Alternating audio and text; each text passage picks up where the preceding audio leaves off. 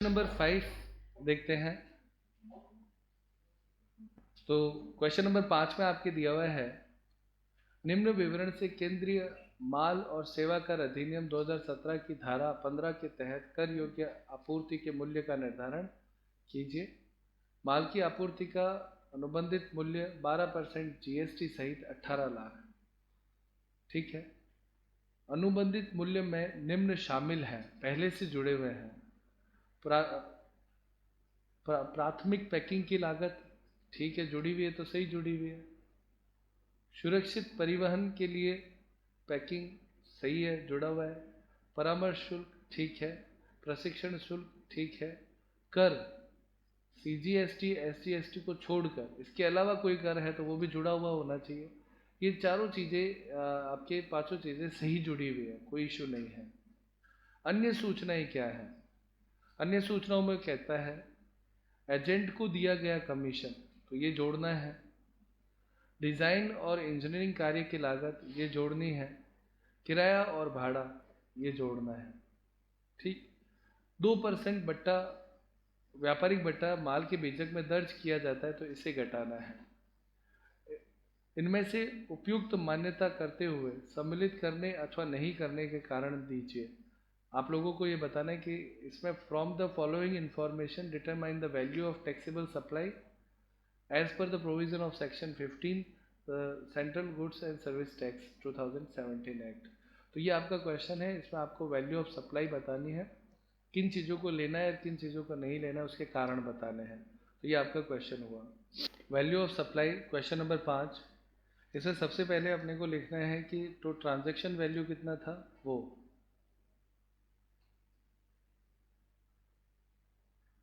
Transaction value आपके दे रखी है 18 लाख। इस 18 लाख में उसने जो चीज़ें कही थी कि जुड़ी हुई हैं, वो जुड़ी हुई ही होनी चाहिए थी, इसलिए सीधा ये मूल्य ले लेंगे। उसके बारे में जो डिटेल है ना, वो वर्किंग नोट में लिखनी होती है कि वो क्यों जुड़ी हुई होनी चाहिए थी। अब इसमें ऐड करना है। अन्य सूचनाओं में 3 पॉइंट दिए थे, वो तीनों पॉइंट इसमें जोड़ेंगे। पहला पॉइंट इसने दिया है एजेंट कमीशन, तो एजेंट का कमीशन जोड़ा जाता है, वो आपके है 40,000। उसके बाद में आपके डिज़ाइन लेना है तो ऐड करना है design expenses,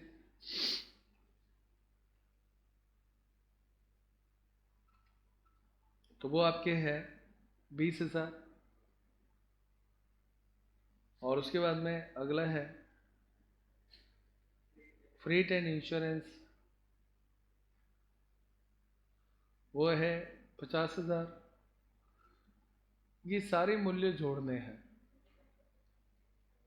19,10,000 less discount at the rate 2% of 18 lakh. 18 lakh का 2% कितना होता है? 36,000। ये घटा देंगे, 18,74,000 लेस टैक्स। तो जो टैक्स इसमें जुड़ा हुआ है वो अब इस पे निकलेगा, 18,74,000 इंटू आपके टैक्स घटाना है ना, तो 12/112 लेना है। कितना?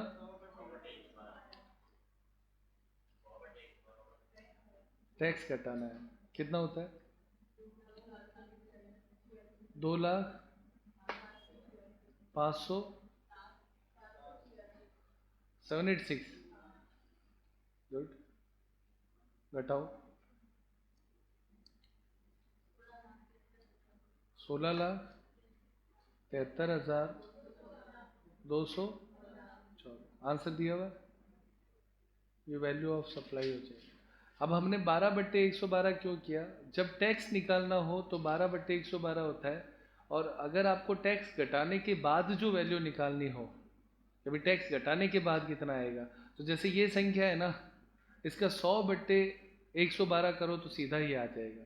कैलकुलेट करके देखो, 18,74,000 इंटू 100/112 करो तो ये आएगा आंसर सीधा। आगे बात समझ में, ये है क्या? 100/112 का मतलब होता है टैक्स घटाने के बाद क्या आएगा, और 12/112 का मतलब टैक्स कितना है। तो दो चीज़ें हैं, तो हमें चूंकि टैक्स घटाना था, ये आपका आंसर आया। पर ये आंसर जो पूछा गया था उस हिसाब से कंप्लीट नहीं है, आपको वर्किंग नोट लिखना पड़ेगा। और वर्किंग नोट में अब चूंकि आंसर तो आ गया, तो कौन कौन सी चीज़ क्यों जोड़ी गई थी और कौन सी चीज़ क्यों घटाई गई है, उसकी थ्योरी लिखनी है आपको, तब जाके ये क्वेश्चन कंप्लीट होता है। बस ये इतना ही क्वेश्चन है, तो ये आप स्वतः लिखेंगे। ये आपका हुआ क्वेश्चन नंबर 5। क्वेश्चन नंबर 6, 10 अगस्त 2020 को दीपक एंड सन्स ने शंकरदास एंड कंपनी को 10 क्विंटल आम 100 रुपये प्रति किलो की दर पर पूर्ति किया। तो 10 क्विंटल, एक क्विंटल में कितना किलो होता है? 1000 किलो होता है। 1 क्विंटल है क्या, ये टन है? क्विंटल है, तो इसमें 100 केजी होता है, ठीक है। और 1 टन में 1000 केजी होता है। ये दो बातें याद रखनी है, ठीक है। आगे लिखता है, तो 10 क्विंटल है, 10 क्विंटल का मतलब कितना हो गया? 100 इंटू 10 1000, है ना। आगे, शंकर दास एंड कंपनी ने 70,000 रुपये का भुगतान 28 अगस्त 2020 को किया और शेष भुगतान 30 नवंबर 2020 को किया गया। तो टोटल पेमेंट बना कितना था? तो यहाँ पे देखो बेटा, एक बार इधर देखो, 100 रुपये प्रति किलो है, तो 10 क्विंटल में किलो कितने हो गए? 1000। 1000 इंटू 100 करो, कितना होता है? 1 लाख। तो टोटल रुपए 1 लाख उसे देने थे, ठीक है ना, जिसमें से 70,000 रुपये का भुगतान उसने 28 तारीख को कर दिया। पीछे कितना बचा? 30,000। अब आगे देखो, नंबर 1 शर्त क्या थी? जितना भुगतान बीजक के 1 माह के भीतर होगा उस पर बट्टा 6%, यानी जिस दिन बिल बना था, बीजक बना था, उसके 1 महीने के अंदर यदि वो पेमेंट करता है तो 6% उसे डिस्काउंट देना है। क्लियर? यदि भुगतान बीजक की दिनांक के 1 माह बाद होगा तो बीजक की दिनांक से 18% की दर से ब्याज लगेगा। ब्याज की गणना हेतु माह के एक भाग को पूरा माह माना जाएगा, ये दूसरी बात।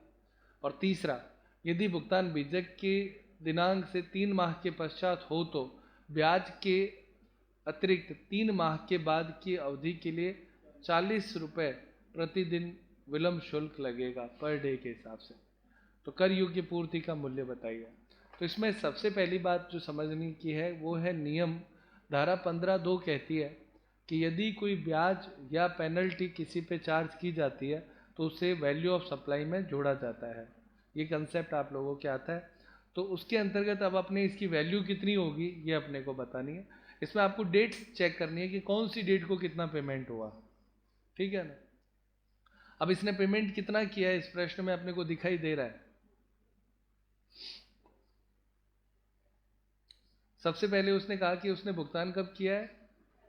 28 अगस्त 2020 को 70,000 रुपये का पेमेंट किया, और शेष भुगतान उसने कब किया है? 30 नवंबर को। तो सबसे पहले गैप देखो कितने दिनों का है, इसमें कितने दिन और कितने महीने। वैल्यू ऑफ सप्लाई कैलकुलेट करेंगे। वैल्यू ऑफ सप्लाई में आपको सबसे पहले total value of supply 1 lakh लिखना है। इसमें अपने को लेस करना है डिस्काउंट, तो 70,000 रुपये पे 6% डिस्काउंट लेना है, क्योंकि 70,000 1 महीने के भीतर पेमेंट हुआ था। तो यहाँ पे आप लिख दो विद इन 1 मंथ, तो वो आपके 4200। इसे घटा देंगे डिस्काउंट को, तो फिर जो वैल्यू आई वो ये हो गई। अब इसमें से अपने को लेस घटाना है, लेस नहीं जोड़ना है, जो इंटरेस्ट चार्ज करते हो। तो इंटरेस्ट चार्ज, तो इंटरेस्ट चार्ज उसके 4 महीने का इंटरेस्ट चार्ज होगा। तो 30,000 रुपये शेष बचे थे पेमेंट में, उस पर 4 महीने यानी 4/12 इंटू 18%, तो ये आपके 1800 रुपये होता है। ये ब्याज इसमें जोड़ दिया जाएगा। 4 महीने कैसे आए? उसने कहा अधूरा महीना भी पूरा मानना है, तो अगस्त पूरा, सितंबर, अक्टूबर और नवंबर, ये 4 महीने माने जाएंगे। 4 महीने का आपका इंटरेस्ट जोड़ना है, तो वैल्यू कितनी हो गई इसकी? 97,600। इसमें ऐड करना है पेनल्टी चार्ज या लेट फीस कह दो, लेट फी @40 पर डे। तो 3 महीने उसके 10 तारीख को हुए थे। 10 कौन सा? सितंबर, नवंबर, जबकि पेमेंट हुआ है 30 नवंबर को, तो 20 डेज हो गए, तो इंटू कर दो 20 डेज। 30 नवंबर से 10 नवंबर का जो गैप है वो ये हो जाएगा 20 दिन। कितना होता है? 800 रुपये। तो ये भी जोड़ दिया जाएगा, तो वैल्यू ऑफ सप्लाई आएगा 98,400। बस ये इतना ही सवाल है। रूल ये कहता है कि यदि कोई इंटरेस्ट चार्ज होता है या लेट फीस चार्ज होती है तो वो वैल्यू ऑफ सप्लाई में जोड़ी जाती है। डिस्काउंट यदि कुछ है तो उसे घटाया जाता है। तो ये इतना ही क्वेश्चन है। नेक्स्ट क्वेश्चन देखते हैं।